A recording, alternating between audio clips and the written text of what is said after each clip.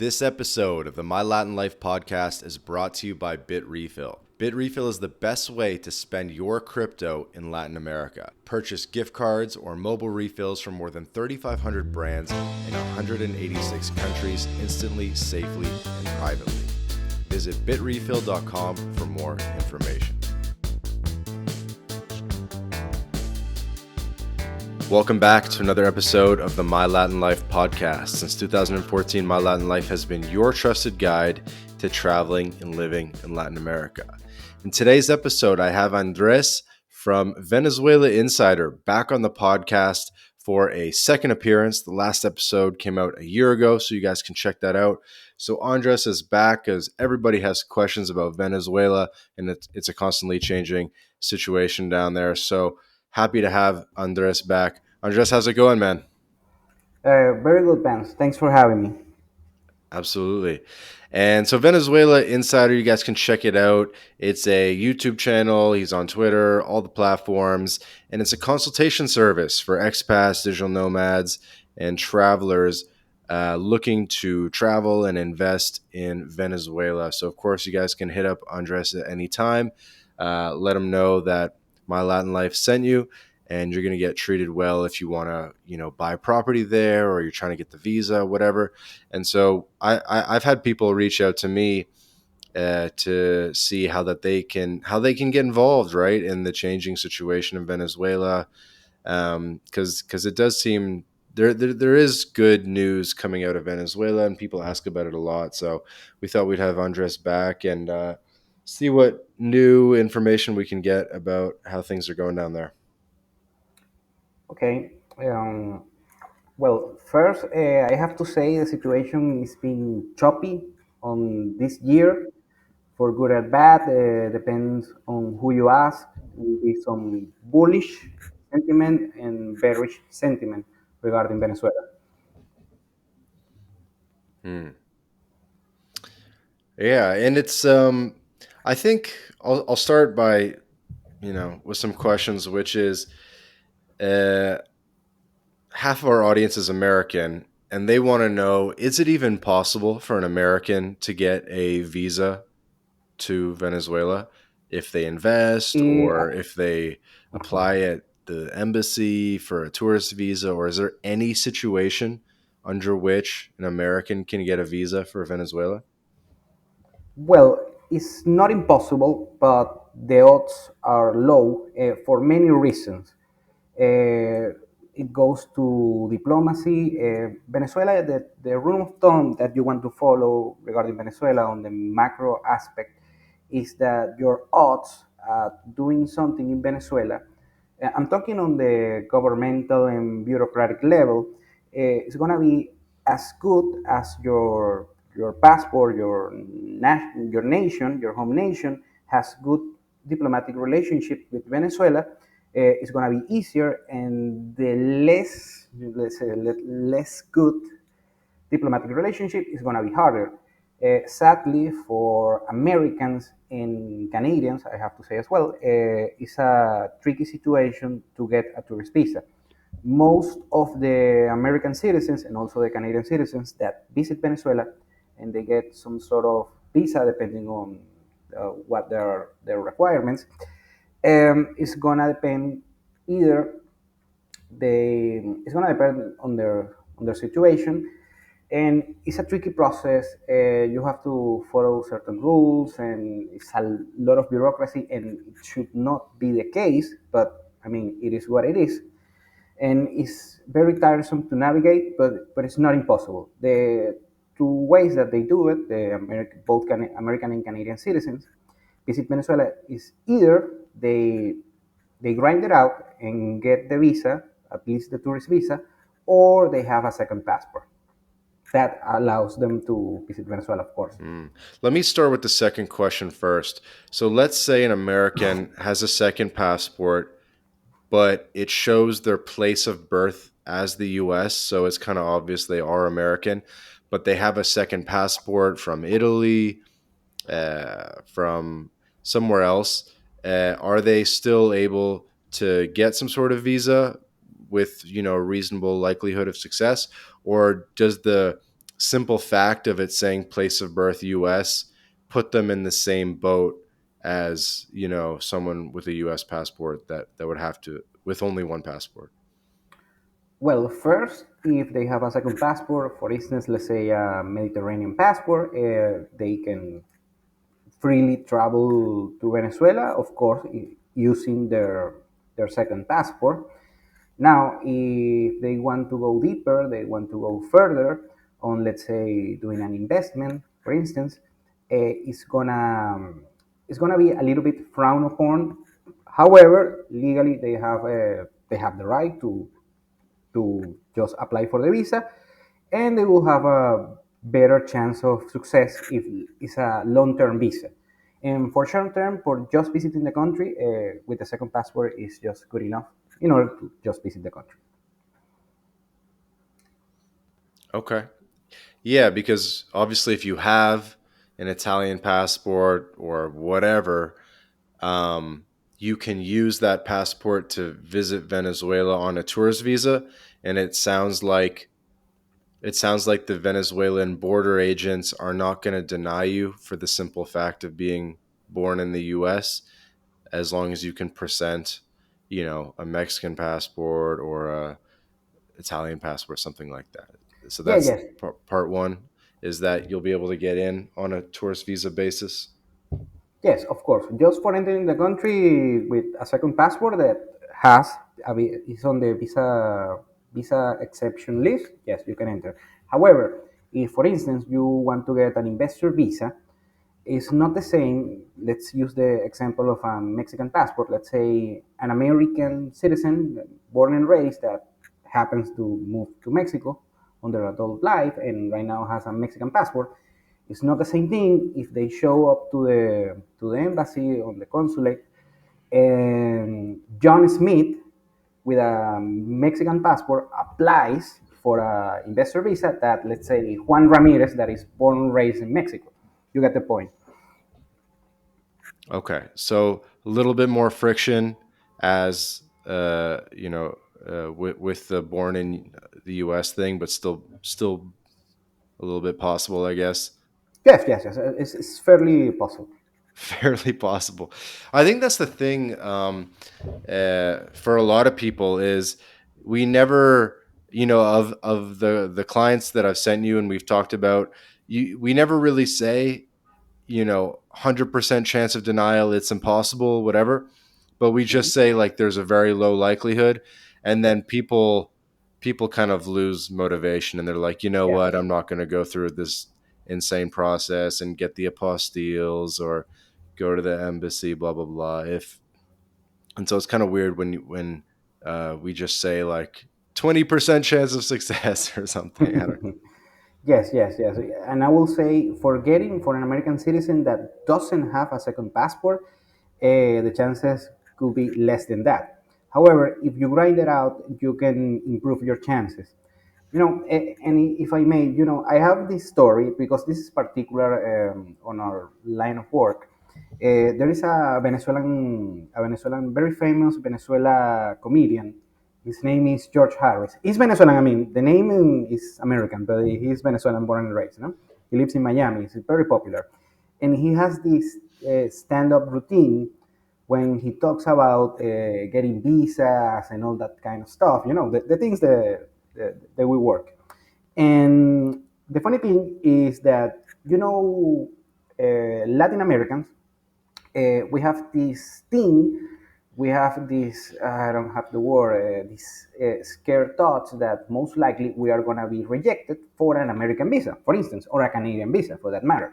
Uh-huh. So we always go suit up with our best clothes and we gather all the documents and even extra documents that are not necessary in order to try to attempt to maybe get a tourist visa to the US, Canada, or something like that. No? So he laughs, this comedian, the Venezuelan comedian, he laughs that with Americans is quite the opposite because Americans and Canadians, for that matter, I will say all Western citizens, they grew up dealing with way less bureaucracy that we have to deal here in Latin America, and also because they have this, tier A passports. So instead, they do quite the opposite of the Latinos. They go usually with shorts and sandals to the embassies, and they do it confident because they think they are gonna be granted Hmm. the visa or something like that. No, it's a of course it's a stand up routine, but I mean I found out so much true on that. Hmm. Okay. Okay. So, long story short, is Americans should still make the effort to present themselves well at their appointment. Yes, yes, because something. I mean, it's a hit and miss situation. And by the way, I'm not saying the all Americans. I don't want to propagate the stereotype of the American that goes abroad and with cargo shorts and sandals. But I mean, it's a stereotype for a reason. Hmm. Okay. Um. Okay. So, what's the deal? So, should people be like starting off with tourist visas, or like there seems to be a consensus or an idea that you have to invest in property. Actually, I'm going to tee this up better. It's a bit of one of the big things I wanted to have this podcast for was that there seems to be a chicken and egg issue where it's like you need to buy the property to get the visa, or you need the property or you need to get the visa to get the property. And so it's like, which actually comes first? Do you buy the property first to get the investor visa, or do you get the investor visa first to buy the property? Could you kind of walk us through that? Well, yeah, and I understand the confusion, and mostly what is something in between. Let's say an international wants to purchase a property. Usually, what they do in the process here, the standard procedure regarding real estate here in Venezuela is that you you pay a reservation, let's say 5 to 10% of the property, Hmm. and after that the usually the real estate people is going to help you with the legal procedure, the procedure that is on their end regarding the purchase, the transaction. And with those documents you have to go to the embassy and start the process for the visa, and after that you pay the rest. The thing is, on these time frames are very tiresome, and many people get discouraged. Not only the internationals that want the visa, but also the, let's say, the local seller of the property also gets discouraged on most cases. Okay. Yeah, I was thinking that. So it's like you want to have that contract to buy, put a deposit down, and kind of apply for the visa, apply for the investor visa, having already signed the contract, but having not fully paid for the property. Or like, why would someone even do that? Like, if the property's like, let's just say you're getting one of these cheaper properties that's 25, 30K, something like that.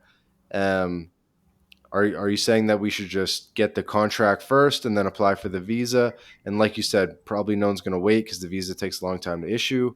Or should we just, pay for the property and get the property in our name and then do the visa? Or let's just keep doubling down on what exactly we have to do here.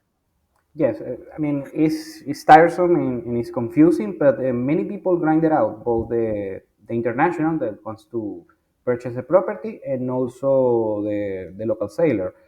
And I know it's tricky and obnoxious, but actually it's been done quite a few times.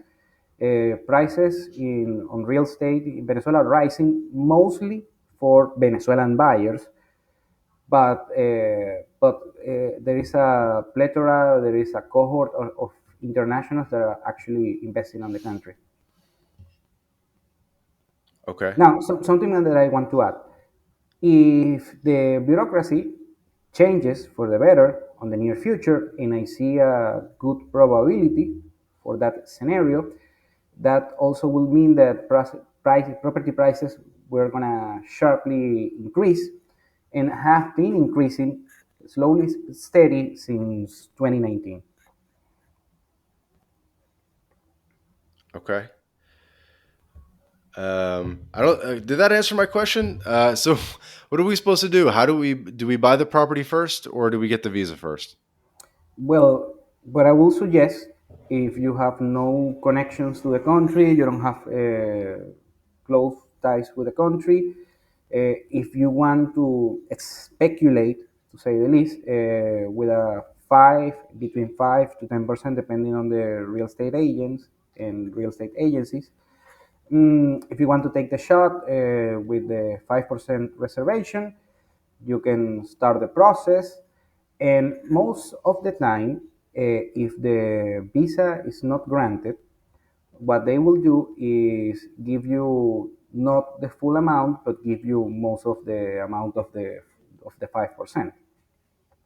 This episode of the My Latin Life podcast is brought to you by Language Blend, the new best way to learn Spanish.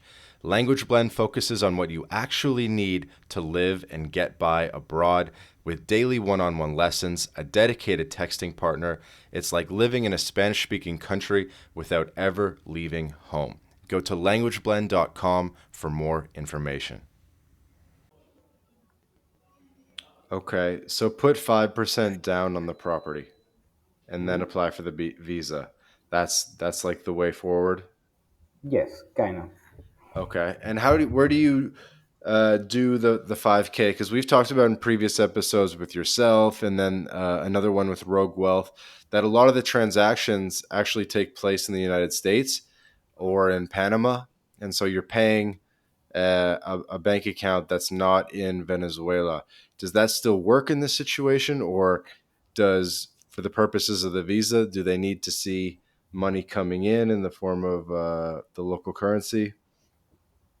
No, well, yes. First, that standard still applies. The transactions always occur, most of the time occur between U.S. accounts or Panamanian accounts. Most Venezuelans on middle class and up, they usually have, or they have a relative family member that an account on the U.S. or Panama. So most likely the transaction will be over there. It's very rare to see a transaction in bolivars on local currency, or either they just straight up pay in cash. In cash, I mean physical cash.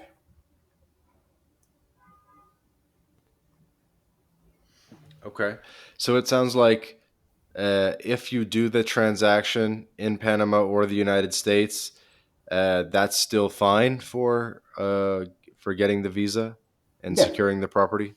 yes, because what you will need is not that much of the banking transaction. I mean, the banking transaction is going to allow the seller in order to sign all of the documents, the private, I'm talking the private documents. This is not the bureaucratic government, the private documents that will show that, of course, it's a real estate transaction going on, and you can do the due diligence. Okay, cool. Yeah, I think a lot of our audience would be more comfortable with money changing hands in the U.S. Um, that I think that probably adds an extra layer of security, and then of course they just need I guess like a local property manager fixer. That's why you're great, because you're kind of like an all in one in Venezuela to take care of things on the ground once Yes. the process is kicked off. Yes, I'm always 2 phone calls away, or for finding these kind of people that with this particular skill set. For instance, that you already mentioned, the property managers and so on. Okay, awesome. Are there any ways in which the transaction would be different for an American versus a Canadian versus a European in terms of how they go about purchasing the property in general? Well, first I have to add that after that you get the visa, hopefully you get the green light for an investor visa. After that, there's a couple of registrations that you have to do with local authorities. That are tiresome, but are less difficult than getting the visa. The visa is the hardest part. And after that, yes, you can go to the registration office, and you can do it. I mean, you can legally be the owner of the property. Now, the other issue that I have to mention is that if if you want, I mean, depending on the situation, some people don't even register the property. So people just pay and they get the key. But at the time you fully pay the property, you get the key, regardless if the bureaucrat channels were applied or not. Hmm. Okay. And also, Oh, I have to mention, and I want to add this, many internationals have Venezuelan girlfriends and wives, and some cases, just to avoid the whole process, they just straight up put the properties on their spouse's name.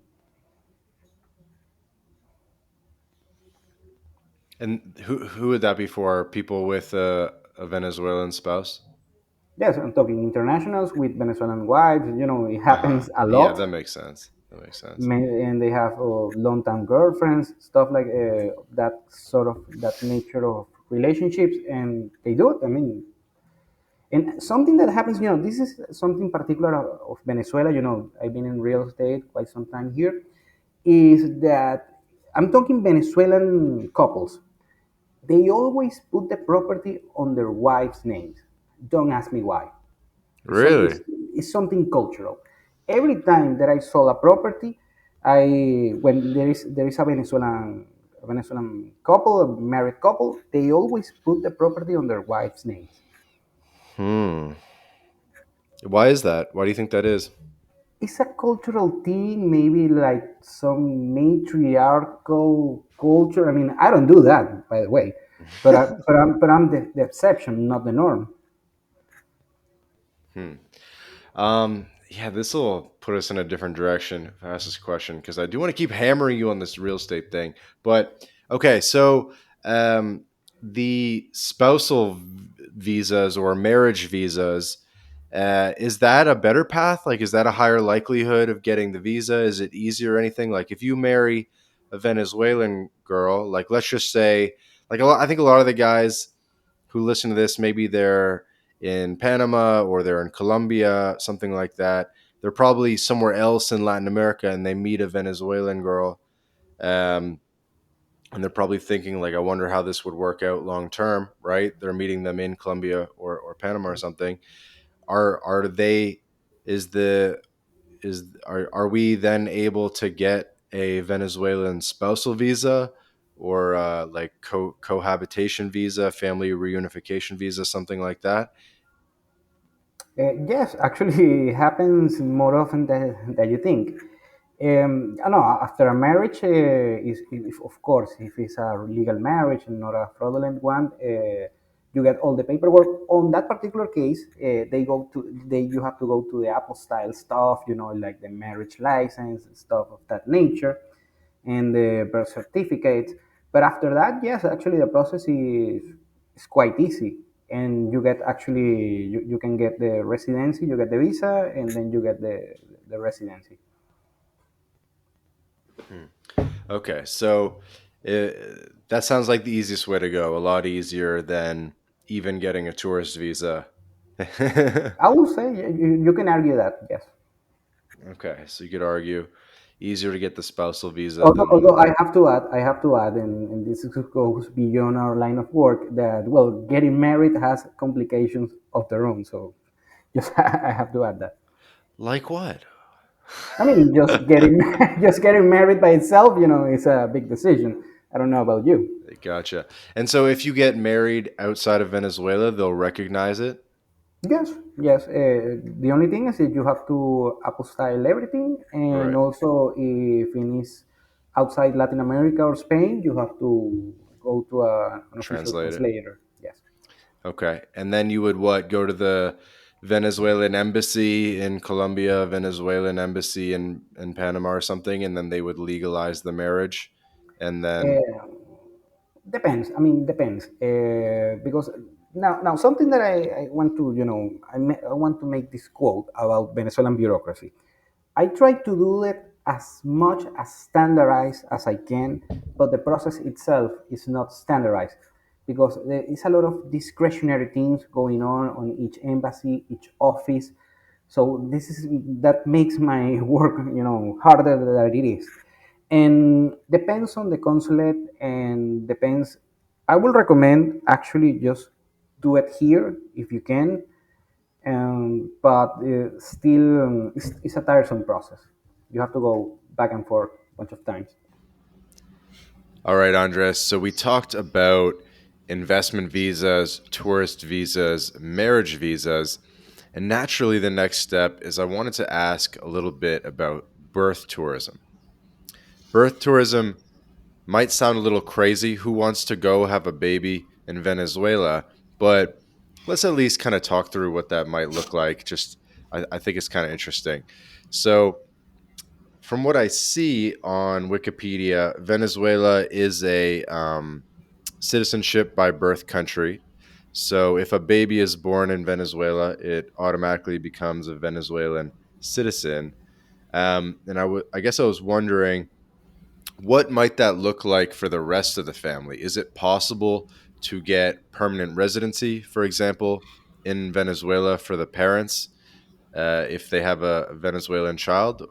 Do you know anything about this situation? Well, first, yes, indeed, you're correct. If someone that is born on Venezuelan soil is indeed automatically a Venezuelan citizen. However, for the parents, is not quite the case. I mean, it's not impossible. Like I said before, these legal procedures in Venezuela are not fully standardized. There is a lot of discretionary things, so you can go back and forth, and also depends on the nationality of the parents. But according to on the old days, before I got somehow involved on this thing. Apparently, yeah, there were some cases, but it wouldn't be something that I would recommend to internationals to do this birth tourism in order to get themselves a residency here in Venezuela. Okay. So kid, yes. Citizenship by birth. Parents, complicated. Yes, I mean it's not impossible, but it's unlikely at the moment. And at some point in time, some people put it off, according some rumors on the street. But it's not like there is a straight up process. Hmm. Okay.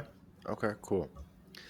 What would that even look like? Like if you entered Venezuela on a tourist visa, like are Russians doing this? Are Iranians doing this? You know what I mean? Cubans, people that have people from countries that have good diplomatic ties with Venezuela, because the Venezuelan passport probably is better than the Russian one in a lot of ways. Like, are you seeing maybe Russian families flying down to Venezuela and having kids there? Well, regarding in Argentina, I heard that on the past year, since the war on Ukraine started. Regarding Russians here in Venezuela, there's been a bunch of Russian citizens that are visiting Venezuela, mostly Margarita Island. Hmm. It's because since the war started, Russians entering this diplomatic loophole where their passports are not recognized on many places, and they are not getting granted tourist visa. So there's just a handful of places that Russians can visit at the moment, and Venezuela is just one of them. It's a very short list, and they are visiting, although they are not staying long term.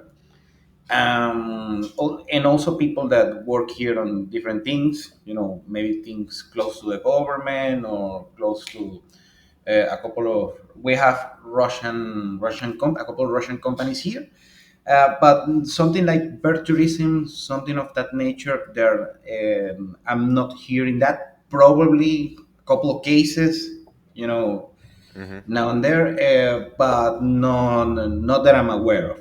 Okay. Now, something that I'm seeing, and this is something that most people should be surprised, that also we are receiving migrants and refugees.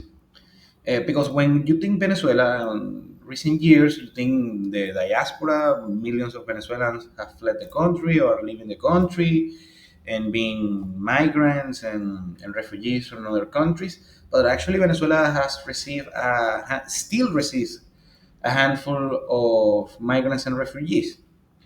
They come mostly from rural Colombia, also couple Brazilians. I mean, it's scarce, and some people from Africa and some people from Asian, poor Asian nations. Okay, cool. And what about Colombians? Because I know it's like there's a weird thing where Colombia is the only country in the Americas, in literally all the Americas, where citizenship by birth is complicated, and basically they don't have citizenship by birth. I think partly due to the Venezuelans that come to Colombia. But I was just kind of curious about with that dynamic. Um, yeah, maybe you could just sort of comment on that dynamic. Well, I don't have that much information regarding that particular procedure in Colombia. What I can tell is, of course, there are millions of Venezuelans in Colombia. Is by far the country that has received a lot of Venezuelans, but by far around 2.2, 2.5 million Venezuelans are in Colombia, according to official data. And after that, I heard, and please don't quote me on this, that on the places, I mean the hospitals and such, when a Venezuelan family or Venezuelan couple has a child, they have to go with a specific procedure just for these people. And I heard something on that nature, but I'm not the one, has I'm not fully briefed on that information. Okay, cool, cool. Yeah, I was just curious about birth tourism. Like, it's obviously way out there. Like, someone from the US listening to this is like, what? Have a baby in Venezuela? What are you talking about? But I don't know. I think it was worth kind of exploring for Yeah, they'll maybe do the for diligence. 7 minutes there and just see, just kind of like mentally work through the process, because we are very interested in doing birth tourism in Latin America, and a lot of people are kind of agnostic on the country, whether it be Mexico or Costa Rica or Brazil or whatever. So No, just but thought it was kind of worth running through what that might look like. Next question would be about crypto and crypto adoption in Venezuela.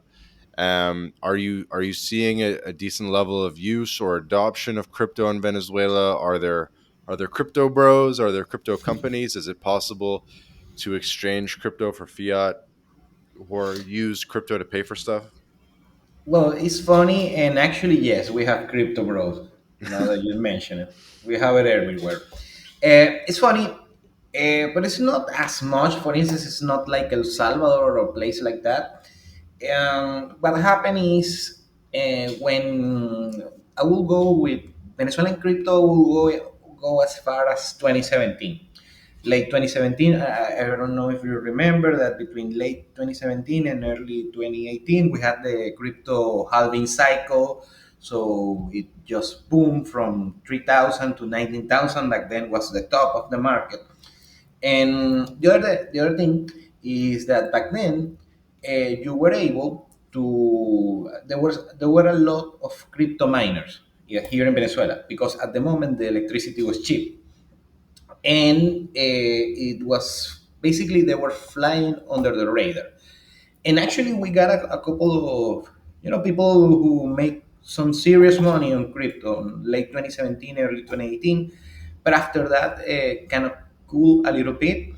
Then the mining process started to be cracked down by local authorities, because the electricity, we have issues here with electricity, especially back then, and they don't want some random guy having 100 or 1,000 mining units on an apartment or a small house, and because that, of course, that overcharges the electricity system on just that block, and some crackdowns started.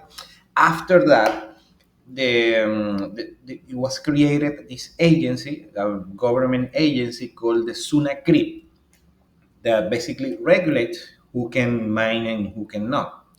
So you have to get a permit, stuff like that. And we had an issue early this year that a faction of the government, actually they were cracked down by corruption. And on that faction were the people within the government that they were bullish on crypto.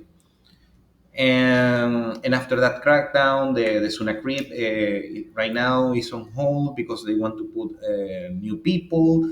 And on a recent communication, the Sunacrip says that it's gonna still take 6 months to reopen. So the people who want to mine in Venezuela need to get a permit, but Hmm. the agency is not working at the moment. Some people who had a professional, a legal structure in order to do crypto here in Venezuela, right now actually they are moving to other countries, and there is a kind of a hassle at the moment. That's regarding mining. Now, if you are just an investor, you are pretty much good to go. On a handful of places, you can pay with crypto. Some people actually, you can hear a bunch of times on, I mean, on private networks that they exchange the stable coins, the USDT and stuff of that nature, and of course, the typical Bitcoin and Ethereum. Okay, cool. Yeah, I didn't know about that, but I know that electricity is very cheap in Venezuela, so it makes sense that it could become a mining center. Yes, but it's being halted. I mean, because you have to go to a bureaucratic process, and if you have a handful of crypto, these mining machines, they're gonna you have the rig and so on. They're gonna find out because the electricity bill is gonna spike, and they're going quickly figure it out. Hmm. Okay, So you can get cool. in trouble if you don't go if you don't do the due process. Yeah, makes sense. Makes sense, and it's probably hard to get the license. Um, but yeah, it definitely seems like a country that's very ripe for crypto adoption. Yes, yes. In Caracas, there's handful of places you can go. I mean, still here, you can exchange Bitcoin and the stable coins and so on. But it is an adoption. Well, it has a market, but it's not like big, big, big, like in El Salvador, for instance. Hmm. Hmm. And when people come down, do you recommend they bring like a couple $1,000 in US dollars cash, or um like what do you tell people to do when they come down? Do you tell them to bring a bunch of cash? Not necessarily. I mean, what I recommend is bring small denomination bills because you're gonna need it. Of US Change. dollars though. Yeah, US dollars though. If you have euros, you're gonna get a bad exchange rate. So do it on USD and you get the singles and the fives and the tens because that's the way you're gonna pay with change. And after that, let's say you have a $20 bill, and you're gonna pay let's say a $6 meal. Get the change in bolivars because that's gonna work like small change, for instance, like nickels and quarters and so on. When you are because maybe after that you're gonna pay a small thing, an empanada on a street vendor. It costs $2.5. You can pay with two singles, and the rest, the 50 cents, you can pay it in bolivars. So yeah, it's gonna Is be an easy. empanada $2.50? That sounds like a No, lot of no. money. Let's say a couple. I'm talking. Let's say you buy a couple. I mean, Okay. I don't know about you, but I never went to an empanada stand and just order one. Right. Okay. Yeah. Well, here I've been when I order three, I'm like gonna pass out after because they're so big. The ones in Venezuela are different though. They're like all deep fried. You guys don't really have the like. They're not really like de horno. They're not oven baked. They're all deep fried. Or am I wrong?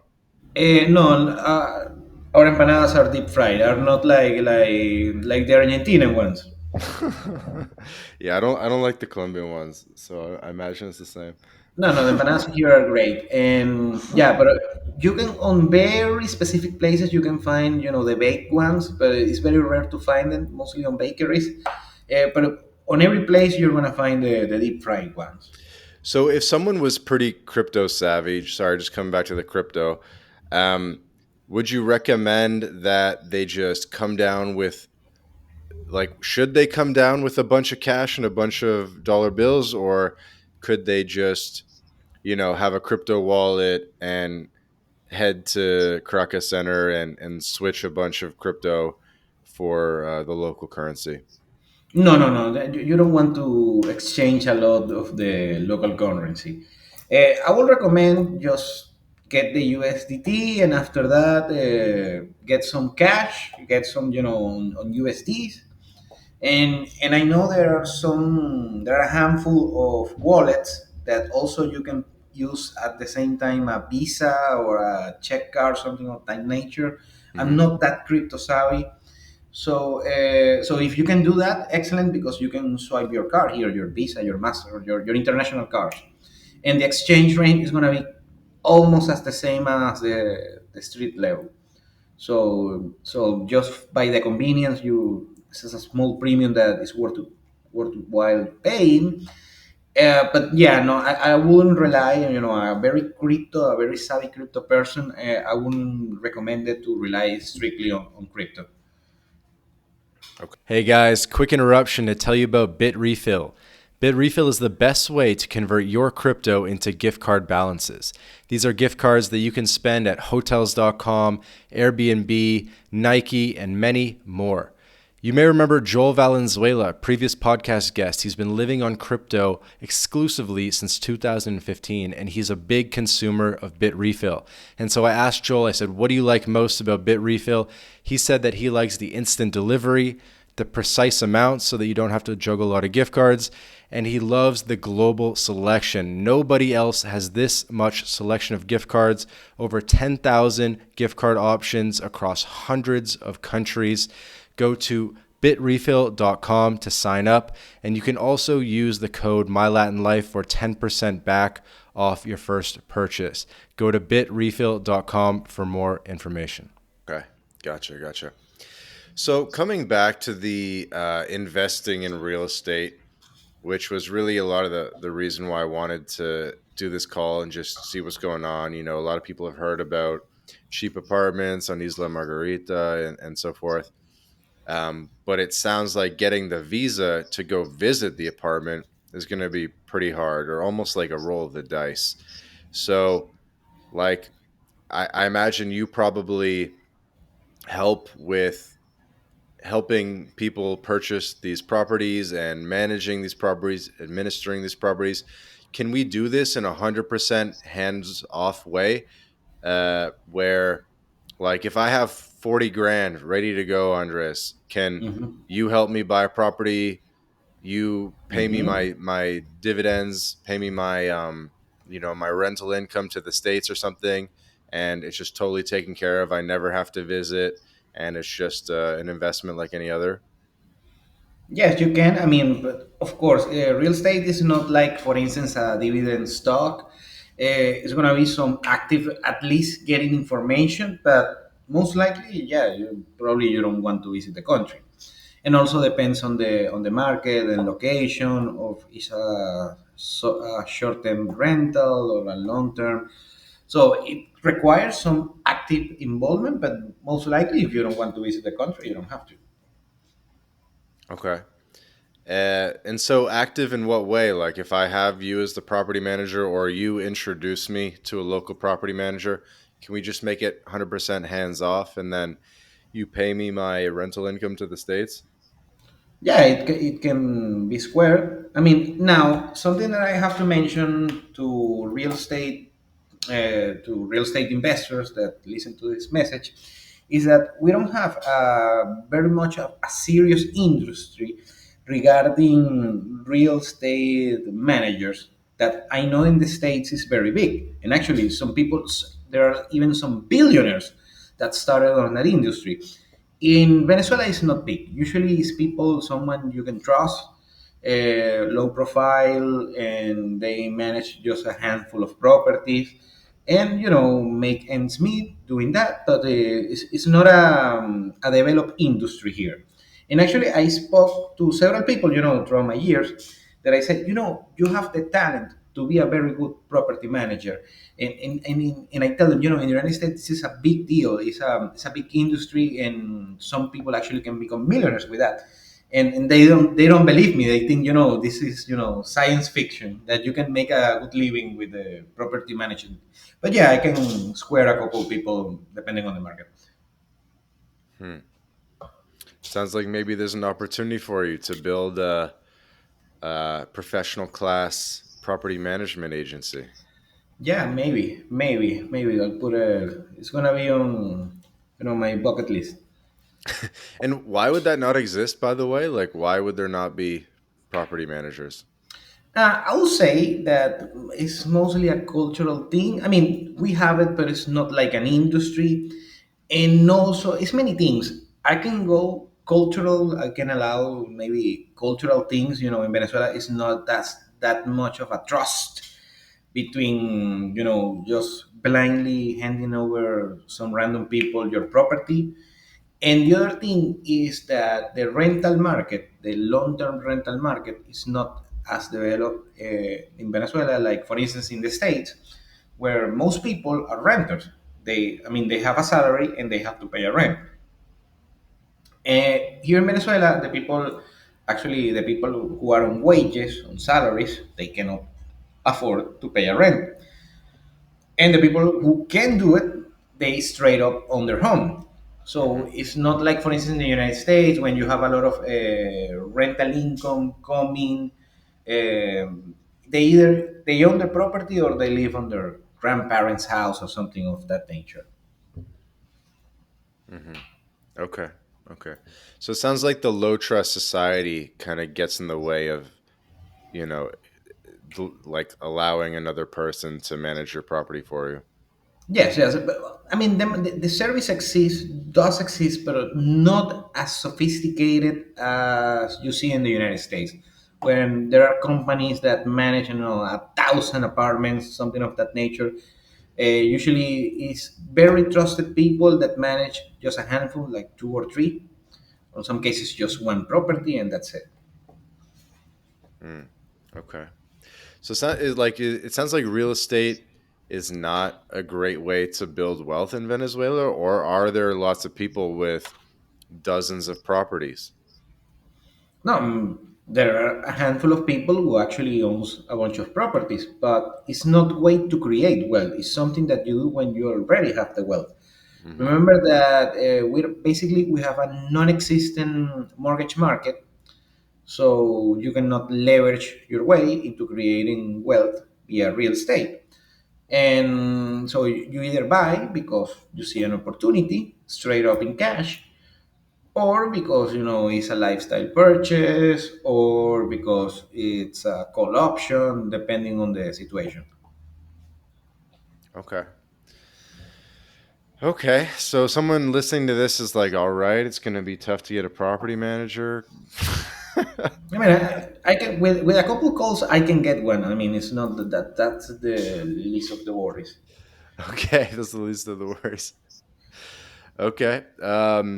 What are some other common questions that people have when it comes to investing in Venezuela, or I guess better yet, like what are some of the gotchas or issues that have happened along the way? Like you've helped people from all different countries, who knows, US, Germany, Italy, whatever. You've helped people from all over the world attempt to invest in Venezuela. You got any good stories about like crazy stuff that's happened? Well, there is some, miscommunication issues, because one thing is, you have this particular mindset on the States, you have a different particular mindset on Western Europe, and you have Latin America, and of course you have Venezuela that has difference compared to the rest, even from the rest of Latin America, even from Colombia. And what happened is they most of the time they come and you have to explain things that for me, of course, there are everyday stuff. For them is new things, like for what I just mentioned, the getting the getting the cash. Talking to a client says, yeah, Venezuela is just it's like the strip club. You have to take singles and stuff. And other thing is regarding the Airbnbs, because internet is a hit and miss situation. You have to manage it well. It's not like most places on the world. I don't know how much. I mean, you have, of course, way more experience in Mexico. Probably I don't know how easy or how hard it is to get good internet on an Airbnb. It's So pretty good. okay, I guess so, but I mean, in Venezuela is a hit and miss situation. What other thing? Of course, many people don't know even that you need a visa if you come from the US and Canada. The process on real estate. What else? I got the crypto stuff, of course. No, nothing much to answer. I mean, if you're a crypto guy and you have your wallet and so on, you can use it here. No big deal. Worst case scenario, and this is not the case at the moment. You just use a VPN and that's it. What else? After that, and the other thing here's something that I can differentiate Venezuela with the rest of the countries in Latin America, because usually most people, especially from Western nations, think that Venezuela is cheap because it's a Latin American nation, and also an impoverished nation, and that's not quite the case. Um, the other thing is most people in Venezuela are having impoverished, and you only have like a 10% of the population, let's say 15 to be generous, that are either middle class, and just less than 1% that are very rich. And business, the business, I'm talking restaurants, bars, whatever might be the case, they care towards the high end clients, and they're not kind of middle class services. We have it, of course, but it's not as much on compared to other countries in Latin America, and even in the States and Canada and Western Europe. So the experience in Venezuela sometimes is gonna look expensive because you either have to take the quote unquote high class, let's say, option, because Hmm. there is not a middle class. Of course, on some markets we have middle class restaurants and middle class hotels and so on, but sometimes Venezuela can feel Yeah, expensive. I know what you mean. I know you mean. It's like if you really want to have that Western lifestyle, you got to pay for it. But if you're willing to live like a local, it's cheap to live like a local, but it's expensive to live Western style. If that makes sense. Yes. Now, I would say it's quite the opposite, because living like a local is a terrible life. I have to say. It's not. It's not. It is what it is. However, if you want to live high class, after I will say I put this threshold on $2,000 per month of cost of living. After 2,000, yeah, you can live pretty comfortably, but still it's hard to get for the average Venezuelan get the 2,000. And I would say between 1,000 and 2,000 is where the middle class is. Okay, gotcha. Yeah, let's talk about budget cost of living for a second. So, if someone wants to come down to Venezuela, maybe work remote for a month, maybe they have a passport that allows that. How much should they budget for? Okay, well, first depending on the location, because usually depending on the requirements of my clients, what I mention is what they need, what they don't need. Some people need the beach, some people like colder weather, some people like more development, some people like more of a small town. So that's gonna significantly impact your budget. You can go, for instance, in the west side, on the east side of Caracas. You know, the fanciest side of Caracas is going to be the most expensive area to live in Venezuela. If you go to let's say Merida, on Merida it's gonna be cheaper. It's beautiful, it's cute, Merida.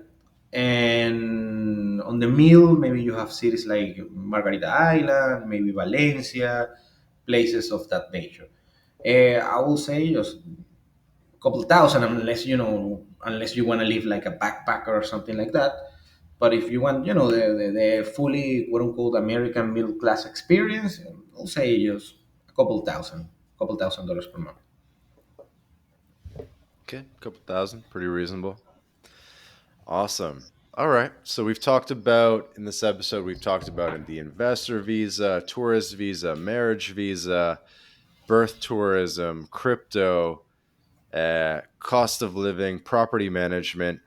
What other topics might you add to this roster? What other topics are pretty common in terms of expats and travelers to Venezuela and concerns they have? Well, I will say it's the mindset because some people, this is something that is being very hard to educate people. It's something that's why I create so much content every single day. Is that people have still the vision of Venezuela compared to the 2017, that it was worse. It was probably the worst year of being Venezuelan and living in Venezuela, with all of the protests and the social turmoil and the political stability and so on. And of course, we had a lot of coverage on the mainstream media, CNN, BBC, Al Jazeera, you name it. And people still have this mindset, and also they keep repeating that Venezuela is communist or socialist. That's not the case. I would say right now we have something that looks like crony capitalism, and we are a long way to go, but we are better compared to those days. And of course, we have some other extra issues. I'll have to say things improved since the de facto dollarization started in the country since 2018, late 2018. Hmm. And so the country is not some Venezuela is not some country, like a sub-Saharan country, but it's not like Mexico neither. And somewhere on the middle. So now Venezuela has options for everything. I mean, if you want to be, high class and safety and so on, so you can get basically pretty much anything you want in Venezuela as long as you are willing to pay a premium. And of course, we have in Venezuela, we have the quote unquote Latin hammer, uh, that of course is on all of the countries in Latin America.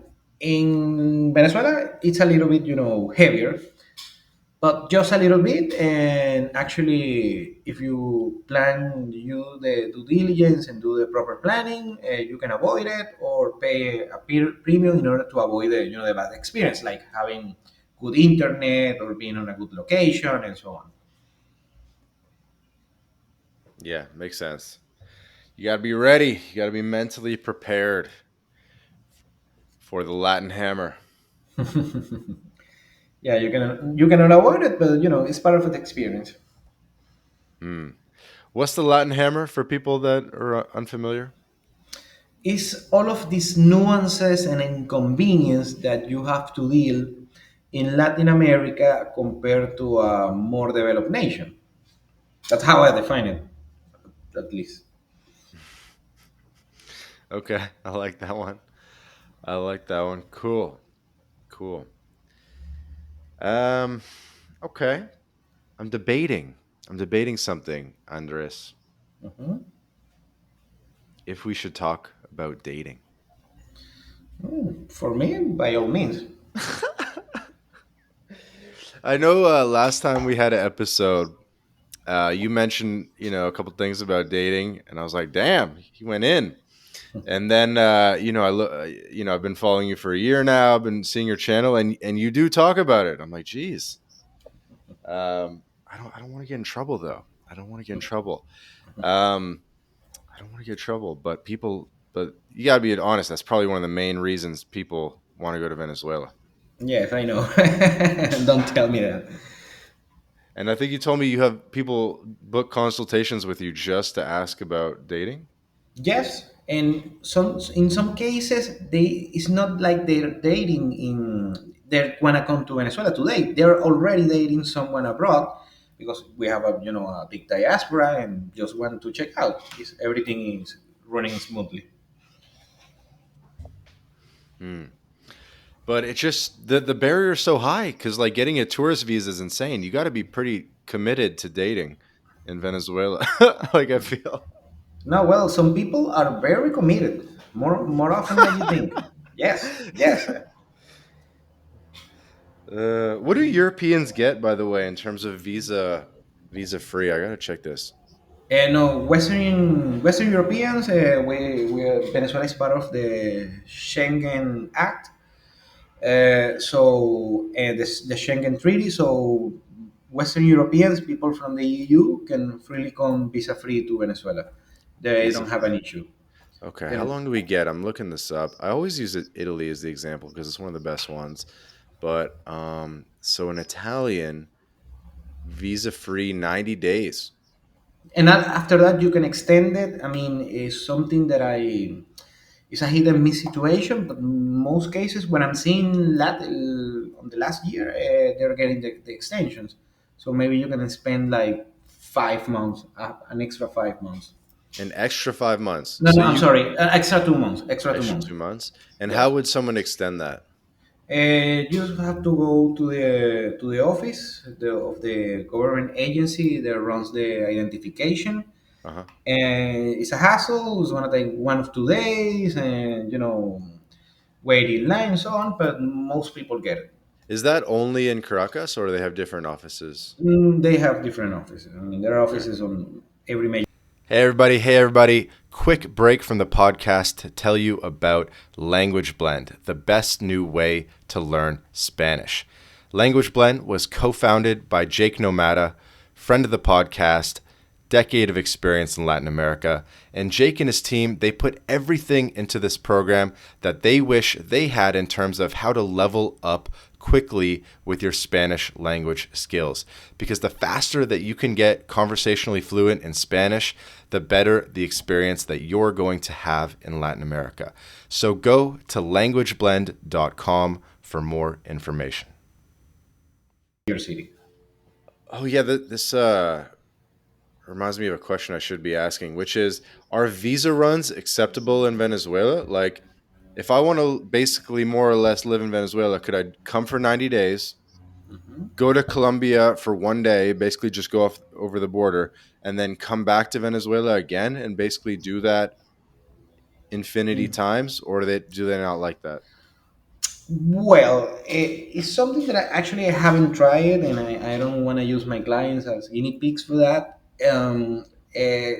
Eventually, they will find out. However, if there are some ways you can extend your stay if you really want to, if you really want to be long term, there are legal ways that are actually fairly simple. Well, for as simple as the Venezuelan bureaucracy can be, and you can manage it.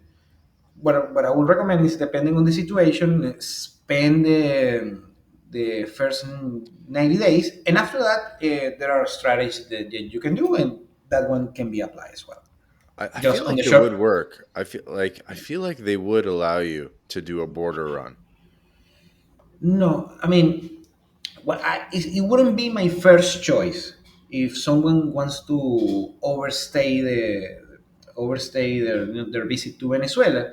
So there are legal ways that you can do it. So you don't have to go to the border run. You All can right.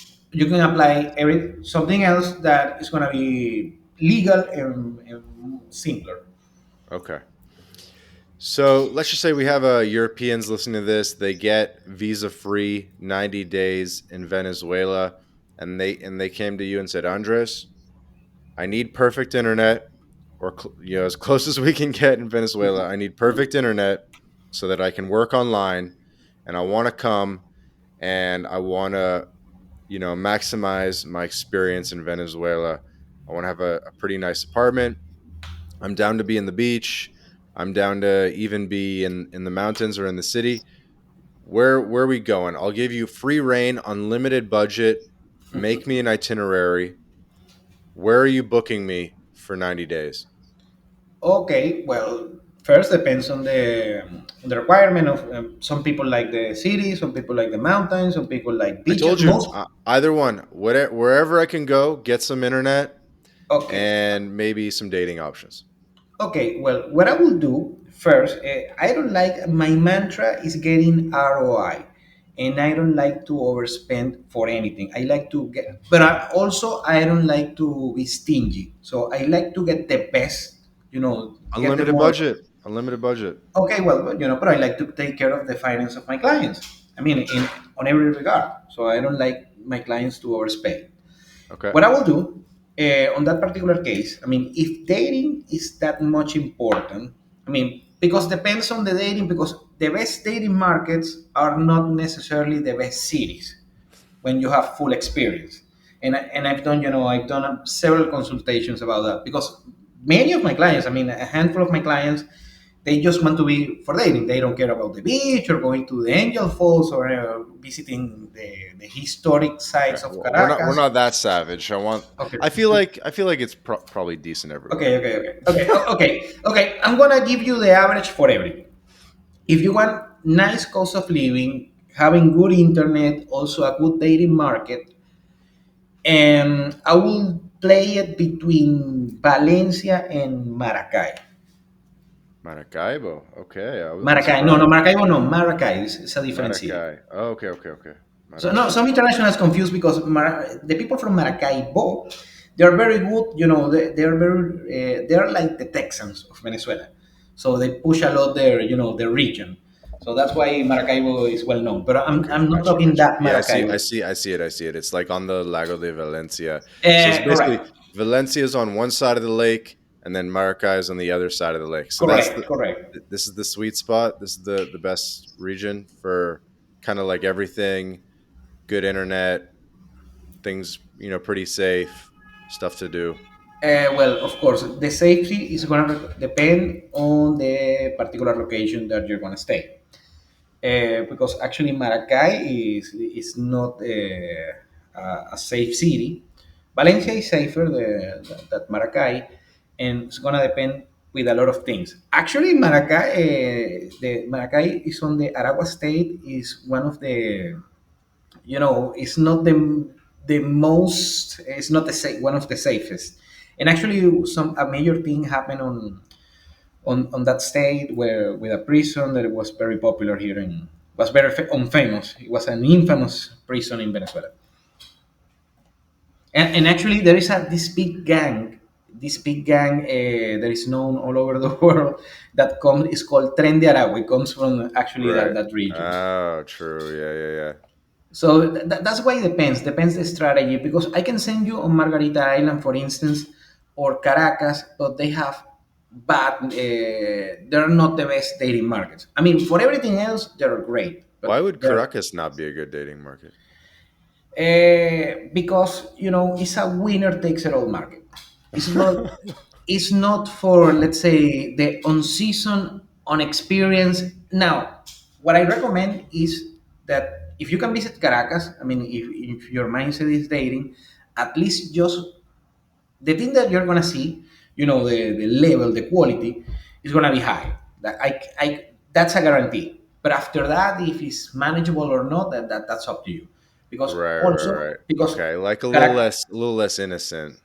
yes, because Yeah. Caracas attracts the hottest, the hottest talent regarding dating, but at the same time attracts the most millionaires. So it's a high competition. Also the big guys, the celebrities, and so on. So it's a very tough Gotcha, market. gotcha. Would you say overall that Valencia has a higher quality of life, not just dating, but like higher quality of life in Valencia than Caracas? Depends on the area, depends on the region, depends on the sun. Actually, some people have moved from Valencia to Caracas, so depends on the situation. because there's a lot of things that you have to manage Like if you regarding. basically an unlimited budget, you can spend a couple grand a month on rent, something like that. Well, um, I would say, I can go Margarita, I can go Valencia, because close to Valencia you have Tucacas and the beaches. Hmm. Probably I will do between Margarita. I will be between Margarita and Valencia, and after that I'll have to go with the nuances and in order to make the final decision, because I run these scenarios with many of my clients, and at the end they want one thing and choose another city, and they go like that, or at the So, same. oops, a little fire alarm here in the building. We'll keep going. That's my Latin hammer. So, and in our previous, like Isla Margarita has always been the perennial winner, the perennial place where a lot of the expats want to go. Makes sense, obviously. And then I think one of the big takeaways people had from our first episode a year ago was putting Lecheria on the map and putting Barcelona on the map, Puerto de la Cruz, that kind of region, which you actually haven't mentioned yet. And it sounds like now we're a little bit hotter on the Valencia area, and then the beaches near there, which, as you mentioned, is Tucacas and Moroccoy. Yes, correct. The Morocco National Park. And well, now mentioning Lecheria, Lecheria is, it's a beautiful city. It's the city where actually I'm right now. It has a bunch of good things and bad things going on. The good things, safe. It's very safe. Also, if you're a real estate investor for the long term, one of the, it's on the short list of the best markets for long term. But after that, it's not as touristic. The vibe is not there. It's a small city. Also, it's a city that attracts rich people here. And for instance, the dating market here is terrible, I have to say, unless you're a big In baller. Lecheria? Yes, it's Really? actually, I'm yeah. surprised because, like, it's, there's like millions of people there. No, no, Lecheria is No, small. I know, but like when in the metro area, if you include Barcelona and all that. Yeah, because the thing is, the expectation over there is still Lecheria. So it's not. I mean, it's not the dating market is probably the worst thing about Lecheria. So that's if you're. I love my city because I like the safety. I like the way that I'm surrounded by beaches and canals and so on. But actually, for dating, I have my strategies in order to get by here. But it's not the for dating. I wouldn't recommend living here in Lecheria just for the sake of dating. Gotcha, gotcha. You import them there. Or Yes, some geo arbitrage. That's one of the strategies actually. okay, well, I'm sure we put Valencia on the map for some people. I definitely knew about it. Like it has a pretty cool little colonial center and architecture and stuff, right? Yeah, yeah, it's kind of nice. It's kind of like a mini version of Caracas, I will say. It's not exactly like that, but just bear with me. Good stuff. Good stuff. Well, let's end this section before we get in too much trouble. But that's some good intel. That's some good intel. Okay. All right, cool. I think we've pretty much reviewed everything that I was curious about. Any final thoughts, or things that you want to mention as we get to wrapping up? Some first regarding dating, something that I want to add. Yeah, yeah, because I want to add because people miss, they don't get fully the idea. I Okay. mean, it's not like you're just gonna show up and that's it. I mean, you require some, be assertiveness, know what you're doing regarding not only dating overall, but it's not like just because you are a quote unquote gringo, yeah, that's it. You have to work on a couple of things, and also you have to know that people here in Venezuela, you have a bunch, most of people are impoverished, but you have a handful of people that actually are quite wealthy or they have a good financial situation. So it's something that just for being, a Western and having a little bit of cash, you're gonna, you're gonna kill everything here. Is not gonna be the case. Something that I'm noticing mostly with Europeans. And the other thing I will have to say is, unlike, for instance, Colombia, that in Colombia, I mean, the past, let's say, 7 years or so, it's been run down by a bunch of Americans. And in Venezuela, it's not the case because the Westerns that we have are Europeans, but we don't have. It's very rare to see American besides the oil industry. And if you come from America or Canada, you're gonna be, more of a rare commodity compared to Colombia. Still, it's not, like a silver bullet. You still have to put some things going. You need to have things going on. Got it. Got it. Well, overall, this is definitely the benefit of a second passport, whether it be a European passport or a Latin American passport. Because Yeah. even I'm looking it up, and Mexicans have the same rights. They have 90 days visa free in Venezuela. Yes. So as we hammer on this topic all the time on the podcast and on Twitter, that everyone needs to get a second passport because it, among other things, it opens up greater travel opportunities. So, guys, get your Mexican passport or Portuguese passport or something like that, and that'll open up more of the world to you, including Venezuela, because it definitely sounds like tourist visa is the way to go. Although, we've talked about a number of opportunities on this podcast. So, Andres, take this time, take as long as you need to um, tell people where they can find you, how they can get in touch, and where you would like to direct the audience's attention. Okay, well, first I have my consultation service, Venezuela Insider Consulting. The website is venezuelainsider.com. The links are all over my social media. I'm on Twitter. Also, I have my YouTube channel, Venezuela Insider. Also have the audio experience on Venezuela Insider on any podcast platform. I'm on Instagram as well, and also recently I opened a new TikTok account, and also I'm on Facebook. But most likely you're gonna see most of my stuff on YouTube and Twitter, and of course my website. Awesome. Well, thanks again for your time, Andres. This has been another episode of the My Latin Life podcast. Again, my guest today, Andres Villarroel, Venezuela Insider. Check him out, venezuelainsider.com. Thanks again.